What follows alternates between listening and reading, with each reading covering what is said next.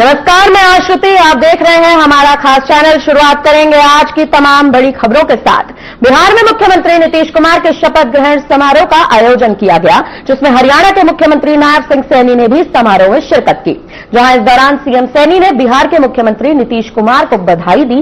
कहा कि प्रधानमंत्री नरेंद्र मोदी और नीतीश कुमार के नेतृत्व में बिहार में फिर से नॉन स्टॉप सरकार बनी है। साथ ही इस दौरान सीएम सैनी ने जनता का प्रचंड बहुमत देने के लिए आभार जताया है।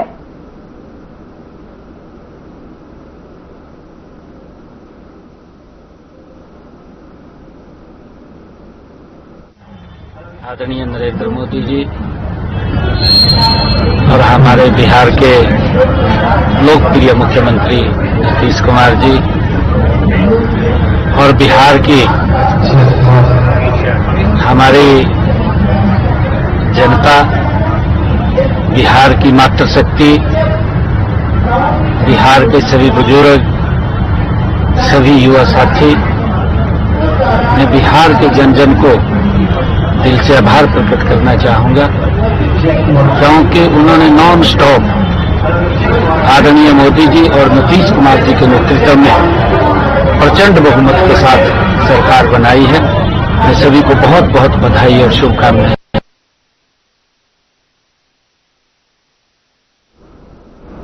मिल्खा सिंह की जयंती पर सीएम नायब सिंह सैनी ने उन्हें नमन किया। सीएम सैनी ने एक्स पर पोस्ट करते हुए लिखा, फ्लाइंग सिख के नाम से विश्व भर में विख्यात धावक पद्मश्री मिल्खा सिंह जी की जयंती पर नमन। उनकी अनुशासित जीवन शैली, कठिन परिश्रम और देश के लिए समर्पण आज भी हर युवा को प्रेरित करता है। भारत के इस महान धावक की विरासत सदैव हमें नई ऊंचाइयों को छूने की शक्ति प्रदान करती रहे।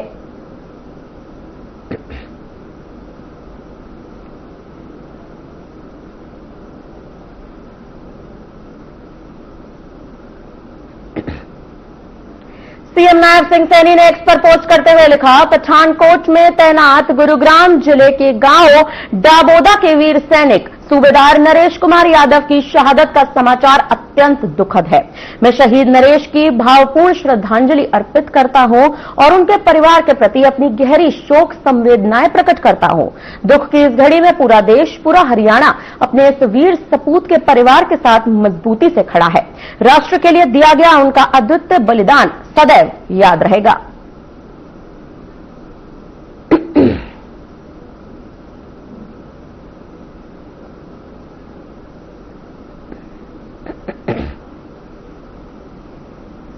राजकीय आईटीआई यमुनानगर में मातृभूमि सेवा मिशन द्वारा अंतर्राष्ट्रीय श्री भगवद गीता जयंती समारोह उत्साहपूर्ण आध्यात्मिक वातावरण में आयोजित किया गया, जिसकी शुरुआत वैदिक हवन यज्ञ से की गई और जिसके अग्नि प्रज्वलन कर शुभ कार्य हरियाणा के कृषि मंत्री श्याम सिंह राणा ने किया। बता दें कि इस दौरान समारोह में आईटीआई के प्रधानाचार्य, मिशन के संस्थापक और सभी स्टाफ विद्यार्थियों ने भाग लिया, जिस पर मुख्य अतिथि राणा ने कहा कि गीता युवाओं को कर्म, अनुशासन और आत्मनिर्भरता का संदेश देती है।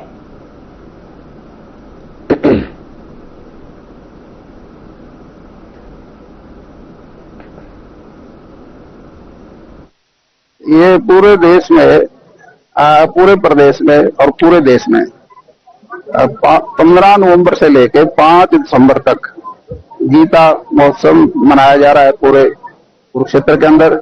माननीय ज्ञानानंद जी और हमारे प्रदेश के मुख्यमंत्री नायब सैनी जी के प्रयास से ये दुनिया में प्रसिद्ध हो गया और मैं समझता हूँ इससे हमारे देश को, युवाओं को प्रेरणा मिलेगी। और गीता का संदेश जो है निष्काम कर्म का है और काम करने की प्रेरणा मिलती है। हमारी सरकारें भी कोशिश कर रही है कि युवाओं को स्टार्टअप की योजना के माध्यम से कुछ न कुछ करना चाहिए।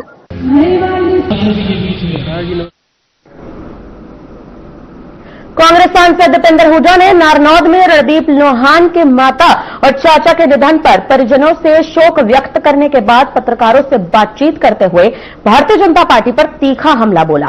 कहा कि बीजेपी सरकार पूरी तरह से असफल हो चुकी है और बीजेपी सरकार अब हर वर्ग से तंग आ चुकी है। हुड्डा ने आरोप लगाते हुए कहा कि हाल की बारिश के कारण किसानों की फसलें बर्बाद हो गईं, लेकिन अब तक मुआवजा नहीं दिया गया।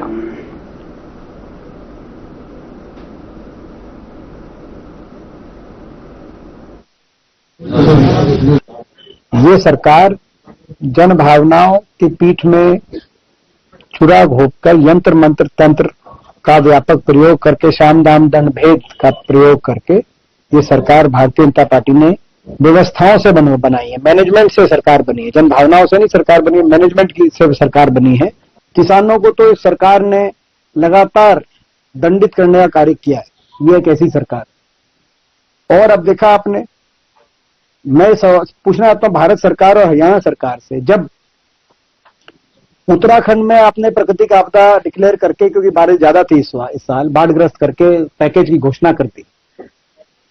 आपने पैकेज की घोषणा दिल्ली में कर दी, दिल्ली तक में कर दी, और यहां तक कि पंजाब में भी हुई। लेकिन यहां हरियाणा वालों का क्या कसूर था? गृह मंत्रालय के आंकड़े बता रहे हैं, नेशनल क्राइम रिकॉर्ड ब्यूरो के, कि हरियाणा कानून व्यवस्था में हरियाणा की स्थिति सबसे देश में बिगड़ी हुई। खुद हरियाणा सरकार ये बता रही है कि 80 से ज्यादा गैंग आज ऑपरेशन कर रहे हैं हरियाणा में। फिरौतियों के कॉल आ रहे हैं, कहीं विदेशों से आ रहे हैं, अलग अलग नंबर से आ रहे हैं, कोई अलग अलग विदेशों से, कोई पोर्चुगल का नंबर से आता है, कोई न्यूजीलैंड के नंबर से, कोई कनाडा के, कोई अमेरिका के नंबरों से कॉल आते हैं, अलग अलग गैंगस्टर्स के, विदेशों से, जेलों से, और व्यापक फिरौती राज चल रहा है हरियाणा में।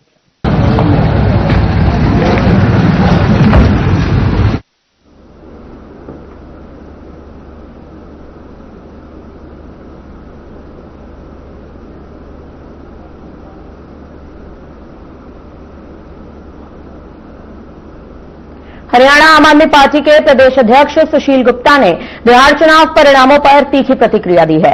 सुशील गुप्ता का कहना है कि जिन दलों को जीत मिली है उन्हें बधाई, लेकिन अब जरूरी है कि वे अपने चुनावी वादों को भी पूरा करें। सुशील गुप्ता ने यह भी सवाल उठाया कि आखिर चुनाव परिणाम इस तरह कैसे आए, इसकी गंभीर समीक्षा होनी चाहिए। सुशील गुप्ता ने आरोप लगाया है कि बिहार चुनाव में बाहरी प्रभाव डालने की कोशिश की गई। उन्होंने कहा कि आयोग को अपना दायित्व निष्पक्षता और गंभीरता से निभाना चाहिए। इसी के साथ उन्होंने एसआईआर नियमों पर भी सवाल खड़े किए। कहा कि सरकार भले ही इनके लागू होने की बात कहती हो, लेकिन जमीनी स्तर पर एसआईआर नियम लागू ही नहीं किए जा रहे हैं, जिसके कारण कई क्षेत्रों में अव्यवस्था फैल रही है।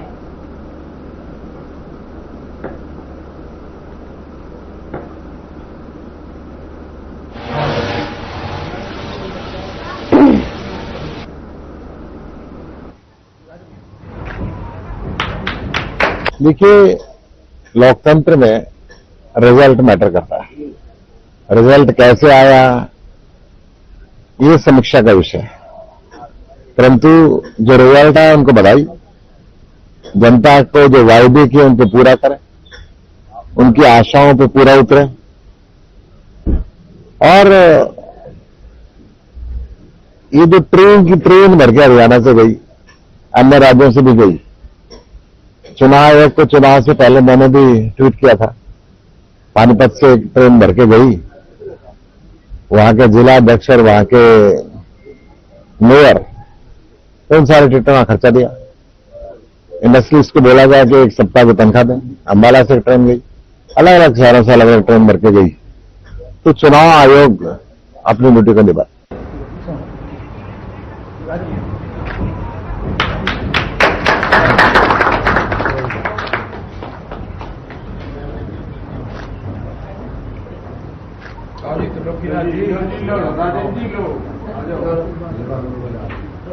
जरा जोरदार तालियां एक बार।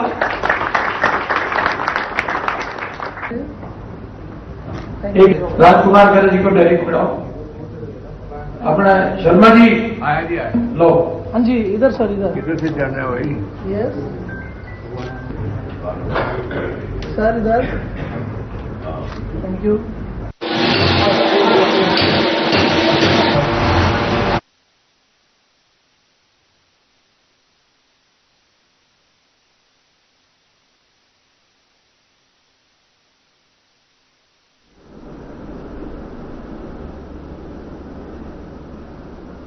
चलो ठीक है, ठीक है।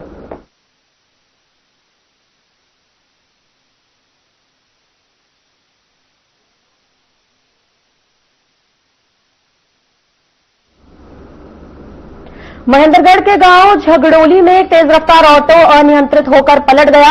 हादसे में एक महिला की मौके पर ही मौत हो गई, जबकि 4 लोग घायल बताए जा रहे हैं। ऑटो में कुल 8 यात्री सवार थे। हादसे के बाद ऑटो चालक फरार हो गया। मृतका महेंद्रगढ़ में प्रतियोगी परीक्षाओं की तैयारी कर रही थी। हादसे के बाद लोगों ने पुलिस को मामले की सूचना दी। साथ ही घायलों को इलाज के लिए नागरिक अस्पताल पहुंचा दिया गया।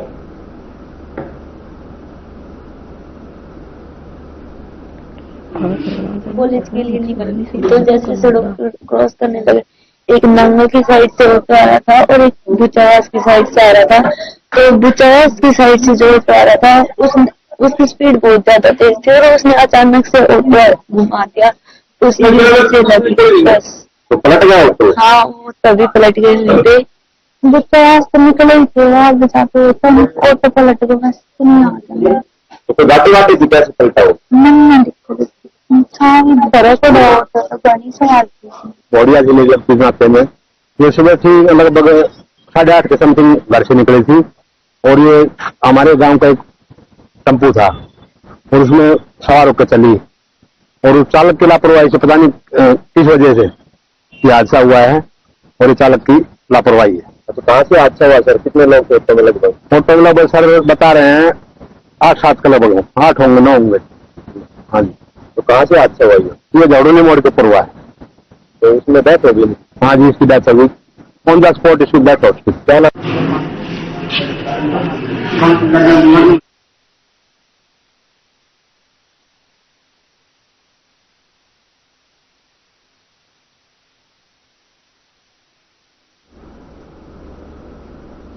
खबर गुरुग्राम से सामने आ रही है, जहां एक फिल्म को लेकर मुद्दा जो है वो पंजाब और हरियाणा हाईकोर्ट जा चुका है। जी हां, आपको बता दें कि 120 बहादुर की फिल्म को लेकर अब ये मामला जो है वो पंजाब और हरियाणा हाईकोर्ट तक जा चुका है, जहां अहीर समाज को राहत दे दी गई है। आखिरकार बॉलीवुड अभिनेता और प्रोड्यूसर्स को भी यहां पर झुकना पड़ा। 2 महीने से जारी संघर्ष के बाद अब फिल्म 120 बहादुर को लेकर अदालत ने बड़ी राहत दी।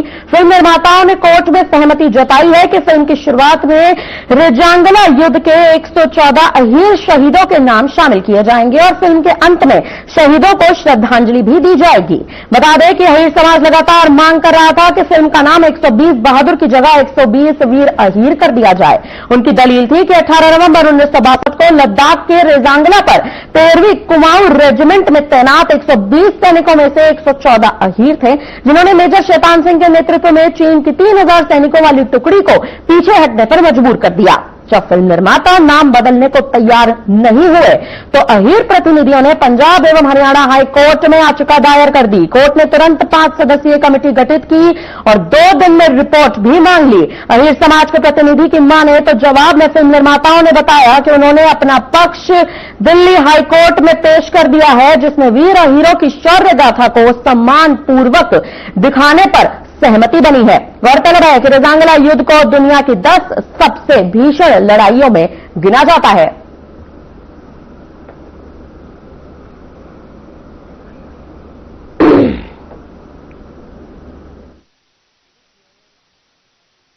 कि 17 तारीख को उसकी सुनवाई थी। हमने 5-6 दिन पहले PIL जारी करी थी और 17 तारीख को उसकी सुनवाई थी चंडीगढ़ हाई कोर्ट में, पंजाब चंडीगढ़ हाई कोर्ट में, कि उसमें मजिस्ट्रेट साहब ने पूरा प्रॉपर तरीके से हमारा पक्ष सुनकर जो हमने उसमें तथ्य रखे गए थे, अकबर जो ये कह रहा है कि सच्ची घटना पर आधारित है और इस फिल्म का नाम चेंज होना चाहिए, उसको सुनवाई करके उन्होंने एक कमेटी बना दी थी ब्रिगेडियर 13 कमाऊ के नेतृत्व में कि भाई 2 दिन के अंदर इसकी रिपोर्ट आनी चाहिए। वो अभी ऑर्डर उसमें लग जाएंगे। कल हमारी दिल्ली हाई कोर्ट में भी तारीख थी जिसमें सरकार के वो लोग आए और उन्होंने अपनी तरफ से ये कहा कि भाई सेंसर बोर्ड द्वारा ये चीज मान ली गई है, अकबर इनका नाम दिखाया जाएगा, इनका वो दिखाया जाएगा, पर उस चीज से हम संतुष्ट नहीं है, क्योंकि पहले भी हमारे साथ ऐसी नाइंसाफी हुई है एक गाने के अंदर। और दूसरी जो हमारी मुख्य मांग थी, जो मांगे चल रही है कि सरकार द्वारा जब 120 अहीर धाम बना दिया गया।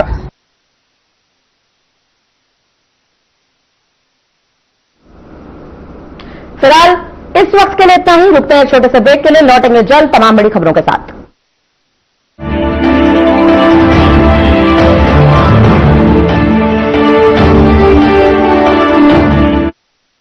कुछ लोग खाते पीते तो बहुत बढ़िया हैं, पर फिर भी उनकी सेहत नहीं बनती। पिचके हुए गाल हैं, हड्डियां निकली हुई हैं, पैंटें ढीली हैं, कपड़े जचते नहीं, कोई पर्सनैलिटी नहीं। ऐसे लगता है उधर से खाए जा रहे हैं, उधर से निकले जा रहा है, क्योंकि उनका पाचन तंत्र खराब है। और जब तक के पाचन तंत्र दुरुस्त नहीं होगा, वो जितना मर्जी अच्छे से अच्छा खा ले, उनकी सेहत नहीं बन सकती। इसलिए हमारी संस्था सन्यासी आयुर्वेदा ने एक ऐसी दवा का निर्माण किया है जो कि आपके लिवर को, आपके पाचन तंत्र को दुरुस्त करने का काम करती है, ताकि आप जो भी खाएं उसका पूरे का पूरा निचोड़ आपके शरीर को लगे, आपकी भूख बढ़े, खाया पिया सही से लगे, नया खून बने, हड्डियों में जान आए, वजन बढ़े और आप मोटे तगड़े खूबसूरत पर्सनैलिटी के मालिक बन जाएं। सिर्फ 655 रुपए की पूरे 1 महीने की दवा होती है और आप इसे घर बैठे 01145454545 पर फोन करके दवा मंगवा सकते हैं। अब भी मजा आएगा ना वीडियो। एक दफा रोग दफा सबको पता, तुझको नहीं क्यों पता। अरे एक दफा रोग दफा एक दफा।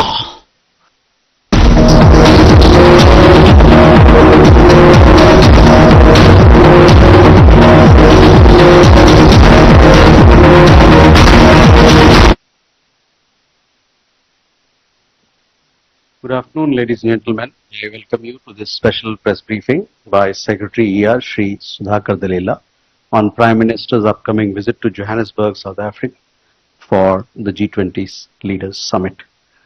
We also have with us Shri Janesh Ken, who looks after South Africa in the Ministry of External Affairs. He is Joint Secretary in charge of Eastern Southern African countries. With that, I hand over the floor to Secretary ER for his initial remarks. Sir. And thank you very much, Randir, and good evening, everyone. You would have seen the press announcement by the ministry yesterday. Honorable Prime Minister Shri Narendra Modi will be visiting Johannesburg.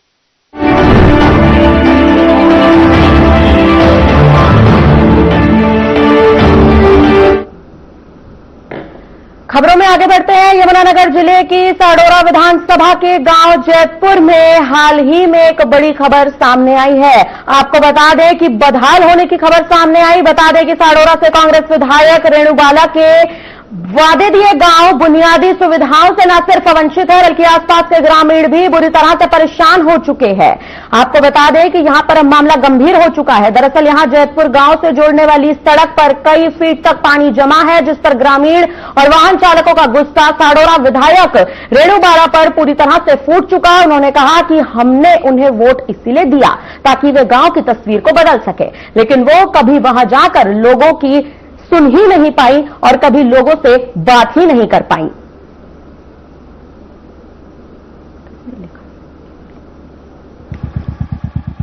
Sundarpur से, ये जैतपुर के पास जगह पड़ता है पिछला। हाँ, तो ये रास्ता कितने गांव में लगता रास्ता है? कितने गांव से रास्ते में लगता है? भाई सर रास्ते में तो बहुत से गाँव लग रहे हैं।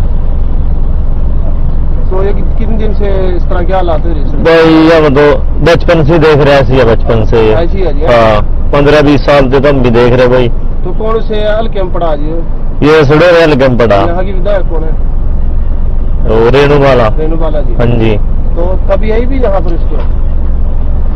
अंदर रहा, लेकिन सुधार तो कोई कर नहीं है इसका। ना हमारा तो नहीं है ऐसे रास्ते। और यहाँ पर आप बस यहाँ तो आकर खड़े जी, आगे गड्डी निकली रही है किस तरह पार। कितना टाइम है आपने यहाँ खड़े रू 1.5 घंटे के करीब है जी। कोई ट्रैक्टर टुकटर आवा इधर उधर से फिर काट देंगे, तब काट देंगे। हाँ जी। तो ट्रैक्टर वाला भी 500-700 हजार रुपए आप वो भी ले 1800 रुपए मांग रहा जी ट्रैक्टर वाला? हाँ जी। और आपकी दिहाड़ी कितनी है? दिहाड़ी तो 400 रुपए का चक्कर है जी। अच्छा जी, बता क्या करेंगे जी? फंस गया बस। फंस गए जी, ट्रैक्टर वाला झटका मार को और भी नुकसान कर सकता। तो क्या अपील कराएंगे अपनी विधायक से? करेंगे जी विधायक से भी और रास्ता सही करवा दें। तकरीबन ऐसे हो रहा है, 1 साल से तो ज्यादा पानी है इसमें। तो पानी कहाँ से आ रहा? मान गाँव का पानी आया हो, ऐसा गाँव का नाले नूला का कैसे? गाँव की पानी है तो उसका निकलने का प्रबंध नहीं है यहाँ से। तो इसकी निकासी कहीं बाहर जाने की नहीं हो जाती है, नदी में हो जाती है। कितनी पास है यहाँ से नदी? ऐसे 500 मीटर की दूरी पर है जी। तो अभी तो इसका कोई सुविधा नहीं होगा। तो अपनी विधायक से क्या अपील करेंगे फिर? विधायक से अपील करना चाहे जिससे जल्दी सर्विस से क्या अपील करेंगे? इसका जल्दी विकास किया जाए।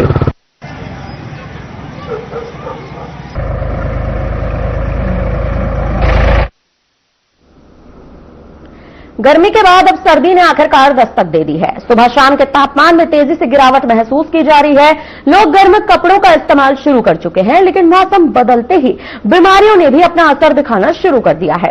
खबर नारनौल से है। नारनौल के नागरिक अस्पताल में सर्दी से जुड़ी बीमारियों के मरीजों की लंबी लाइनें लगातार बढ़ रही हैं। खांसी, बुखार और जॉइंटिस जैसे तमाम मामले तेजी से बढ़ रहे हैं। अस्पताल पहुंचने वाले मरीजों का कहना है कि सर्दी शुरू होते ही उन्हें कई तरह की स्वास्थ्य समस्याओं ने घेर लिया है, जिससे परेशानी बढ़ चुकी है। नारनौल नागरिक अस्पताल के डॉक्टर जितेंद्र का कहना है कि मौसम में अचानक हुए बदलाव का असर सबसे अधिक सांस और हार्ट के मरीजों पर पड़ रहा है। डॉक्टर का यह भी कहना है कि अस्पताल में ऐसे मरीजों की संख्या 250 से करीबन 300 प्रतिदिन पहुंच चुकी है, जो मौसम परिवर्तन का सीधा असर देखने को मिलता है।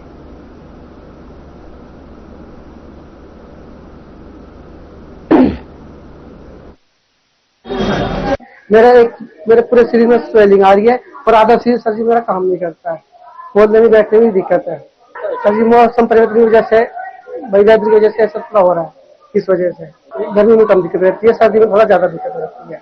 तो कल से हम यहाँ पे चक्कर काट रहे हैं। ये अपने एम्प्लॉय जो है, इनके जानकार है, वो तो करवा रहे हैं। बाकी जो अदर मेंबर है उनका कुछ भी नहीं कर पा रहे। दिखाना है डॉक्टर को, सांस की तकलीफ है, सांस की। जब सर्दी शुरू हो रही है तो हाँ, ये वजह खराब मौसम की वजह से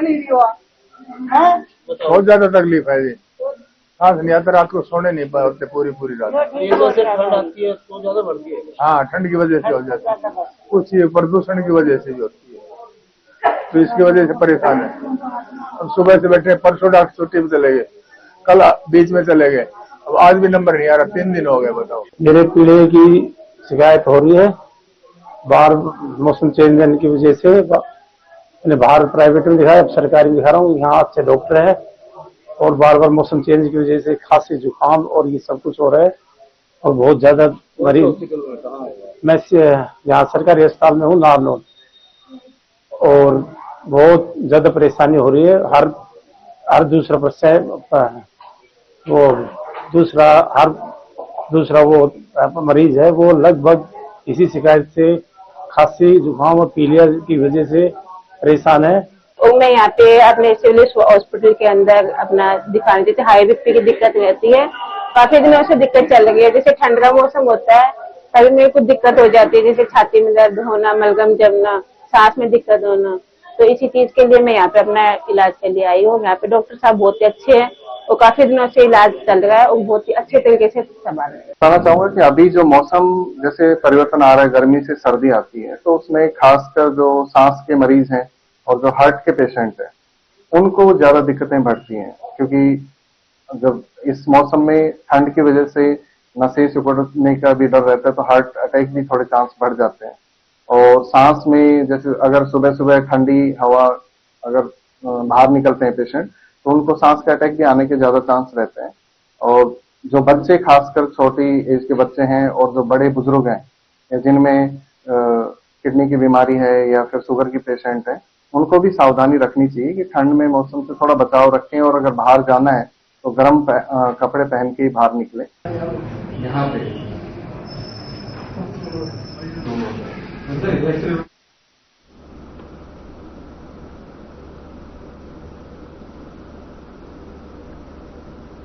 फिलहाल हमारी ओर से आपके लिए इस बुलेटिन में इतना ही। बने रहिए हमारे साथ, देखते रहिए हमारा खास चैनल। धन्यवाद।